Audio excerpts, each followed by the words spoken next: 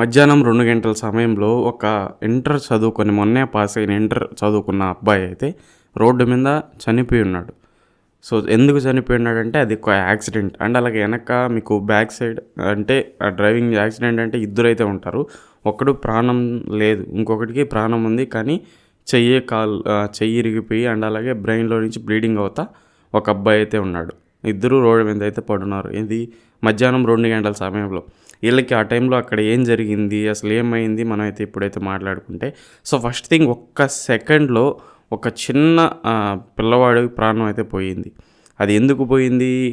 So just of accident వల్లే పోయింది. ఆ యాక్సిడెంట్ ఎందుకు జరిగిందంటే మనం అయితే మళ్ళీ అయితే మాట్లాడుకుందాం. ఫస్ట్ థింగ్ అయితే ఆ ఇంటర్ చదువుకునే పిల్లోడికి చాలా లైఫ్ అయితే ఉంది, కానీ ఒక్క సెకండ్లో ప్రాణం పోయింది. ఒక్క సెకండ్లో ప్రాణం పోవడం అనేది అది ఎవరూ జీర్ణించుకోలేరు. స్పాట్లో చూసిన వాళ్ళు అయితే ఇంకా దారుణంగా ఫీల్ అవుతున్నారు. ఎందుకంటే ఆ బాడీ అలా పడింది. అసలు బ్రెయిన్ నుంచి బాడీకి సపరేట్గా పడిపోయి, బ్రెయిన్ అయితే సపరేట్గా పడిపోయి, మొత్తం ఆ విజువల్స్ ఎట్లా ఉంటాయంటే చూసేదానికి చాలా దారుణంగా అయితే మీకైతే కనిపిస్తాయి. బట్ ఇవంతా జరగడానికి కారణం మేజర్స్గా ఎక్కువైతే జరుగుతూ ఉంటాయి. యాక్సిడెంట్ అనేవి కామన్ జరుగుతూ ఉంటాయి.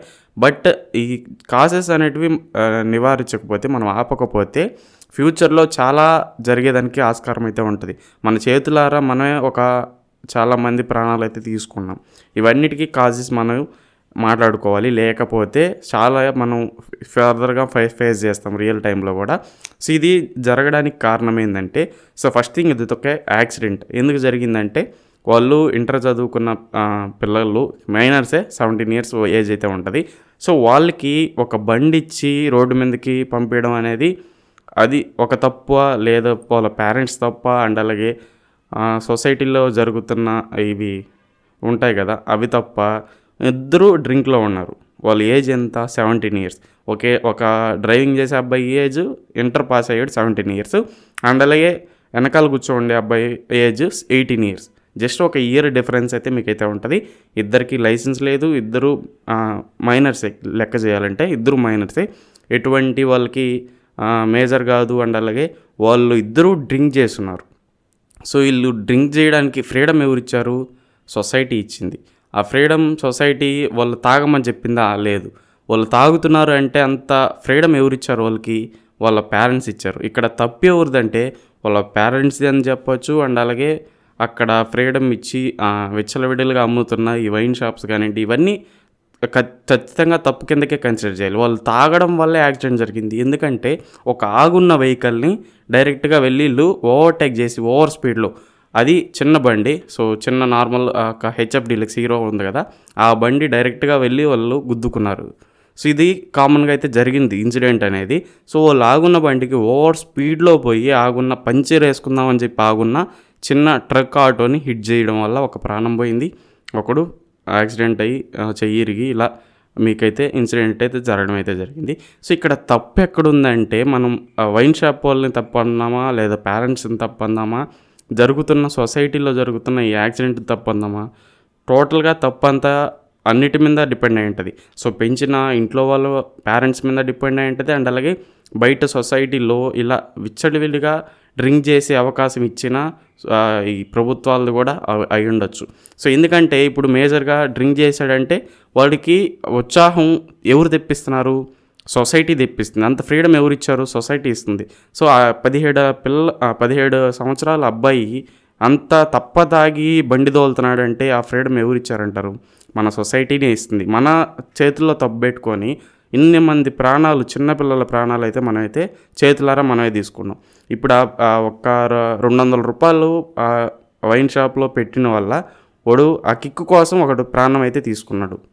సో ఇదంతా జరుగుతుంది ఏంటంటే, సో ఇప్పుడు పెద్దవాళ్ళు తాగడానికి, పిల్లలు తాగడానికి చాలా డిఫరెన్స్ అయితే మీకైతే ఉంటుంది.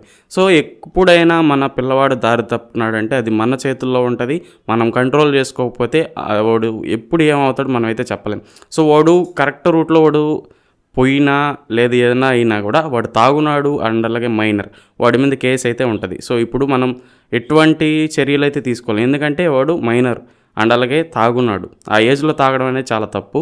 అండ్ అలాగే వాళ్ళకి ఫ్రీడమ్ ఇచ్చిన వాళ్ళని కూడా మనం అయితే ఏమీ అనలేం. ఎందుకంటే వాళ్ళు ఫ్రీడమ్ ఇచ్చారు కాబట్టి వాళ్ళు అంత దూరం వెళ్ళారు. సో అక్కడ మనం రూట్ కాజ్ని కట్ చేయాలంటే ఖచ్చితంగా ఇక్కడ తాగుని ఆపాలి. అండ్ అలాగే పిల్లలు కరెక్ట్గా మనం ఏదైతే దారిలో పెడతామో అది చాలా మేజర్ రోల్ అయితే ప్లే చేస్తుంది. సో ఇక్కడ చూసుకుంటే మనం ఆ పిల్లోడి ప్రాణం తీసుకురాగలుగుతామా? వాడు ఒక 5 మినిట్స్ కిక్కు కోసం వాడు ప్రాణమే తీసుకున్నాడు. వాడు ప్రాణం తీసుకుంటే ఓకే. సో ఓడి జీవితం, ఓడి లైఫ్, ఓడి ఇష్టం అనుకుంటారు మీరు. బట్ అవతల వాళ్ళ ఇంట్లో వాళ్ళకి ఒక పెద్ద దిక్కు, ఒక పెద్ద కొడుకు. సో వాళ్ళ పేరెంట్స్ ఇన్ని సంవత్సరాలు, ఒక 17 సంవత్సరాల కంటికి రెప్పలా కాపాడుకున్న ప్రాణం ఒక్క సెకండ్లో పోయిందంటే వాళ్ళకి ఎంత బాధ అనిపిస్తుందో మీరే చెప్పండి. సో ఇవన్నీ జరగడానికి మెయిన్ కాజెస్ ఏంటంటే వాళ్ళకి ఫ్రీడమ్ ఇచ్చారు. ఎంతవరకు ఫ్రీడమ్ ఇవ్వాలంటే మంచికి ఫ్రీడమ్ వాడుకోవాలి, కానీ చెడుకి ఫ్రీడమ్ అనేది వాడుకోకూడదు. అక్కడ వాళ్ళు తాగకపోయింటే, ఆ సెకండ్లో వాళ్ళు తాగకపోయింటే ఆ ప్రాణం బతికుండేదేమో. ఆ ఓవర్ స్పీడింగ్ చేయాలన్న ఆలోచన తగ్గుండొచ్చు. సో ఇవన్నీ కన్సిడర్ చేయాలంటే ఖచ్చితంగా ఇక్కడ తప్పు ఎవరిదంటే అందరిది తప్పు ఉంది. సో అబ్బాయిది తప్పు ఉంది, అండ్ అలాగే వాళ్ళ పేరెంట్స్ది తప్పు ఉంది. అక్కడ అమ్మే వైన్ షాప్స్ ఉన్నాయి కదా, అవైలబిలిటీ వాడికి 2 గంటల టైంలో ముందు దొరుకుతుందంటే వాడు ఖచ్చితంగా టెంప్ట్ అవుతాడు. ఎవరైనా ఇప్పుడు అలవాటు పడిపోయిండే వాళ్ళు 24 గంటలు తాగాలనే చూస్తారు, కానీ తాగాలి వద్దు అని ఆలోచించేది 100% తప్పది. సో ఆ టైంలో వాడికి ముందు దొరికింది తాగాడంటే అది చాలా క్రిటికల్ సిచ్యువేషన్. అది ఆపగలగాలి మనం. వైన్ షాప్ వాళ్ళు అయినా కానివ్వండి, అంత వయసు పిల్లోడికి అది సప్లై చేయడం అనేది చాలా తప్పు, ఫస్ట్ థింగ్ అనేది. సో ఇవన్నీ జరుగుతున్నాయంటే ఒక ప్రాణం, వాళ్ళ మదర్కి మనం ఆ ప్రాణం అనేది తిరిగి ఇవ్వలేం కదా, ఎట్టి పరిస్థితుల్లో తిరిగి ఇవ్వలేం. ఎందుకంటే ప్రాణం అనేది ఒక సెకండ్లో పోతుంది, కానీ అది రిటర్న్ రావాలంటే చాలా కష్టం, అది రాలేదని చెప్పుకోవచ్చు. సో అదే వెనకాల కూర్చుండే అబ్బాయి ప్రాణం కూడా ఉంది, ప్రస్తుతానికి ఉంది. కానీ వాళ్ళ ఇంట్లో వాళ్ళు అనేది ఎంత సఫర్ అవుతారు అదంతా మైండ్లో పెట్టుకొని ఒక డబ్బు పోస్తారు. ఓకే, డబ్బు పోస్తారు, కానీ బతకడా అని చెప్పి మనం అయితే ఖచ్చితంగా చెప్పలేం.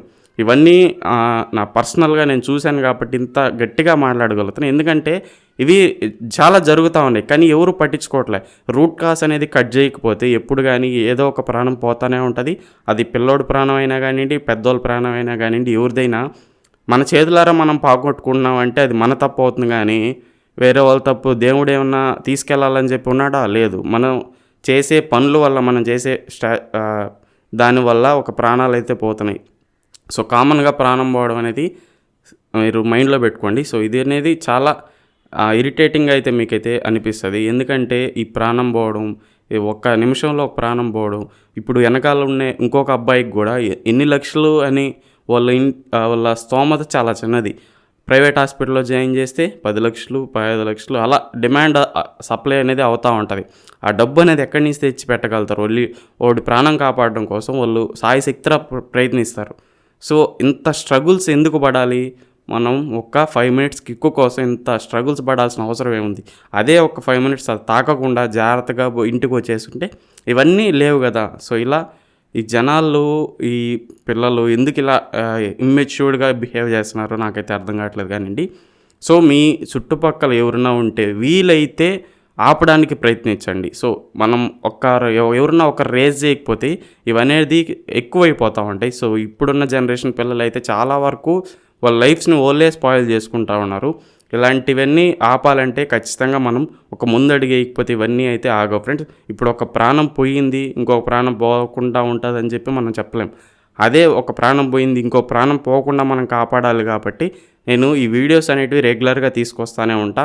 మీరు ఖచ్చితంగా నాకు సపోర్ట్ చేసి కొంచెం మీ అంతటా మీరు నాకు సపోర్ట్ చేయకపోయినా పర్వాలే, మీరున్న చుట్టుపక్కల కానీ మీరు ఎవరు వీడియో చూస్తున్నారో మీకు తమ్ముడో లేదో అన్నో ఎవరో ఒకరు ఉంటారు కదా, వాళ్ళని మీరు కరెక్ట్ దారిలో పెట్టుకొని వాళ్ళకి మెచ్యూర్డ్ ఎన్వైరన్మెంట్ని క్రియేట్ చేసి ఖచ్చితంగా వాళ్ళని కాపాడాలని నేను మనస్ఫూర్తిగా కోరుకుంటున్నాను. అండ్ అలాగే ఇలాంటివి ఇంకా మీట జరగకుండా ఉండాలంటే మన చేతుల్లో ఉంటుంది. ఏదైతే మనం ప్రభుత్వాలు ఏం చేయలేం, ఇతర ఏం చేయలేం.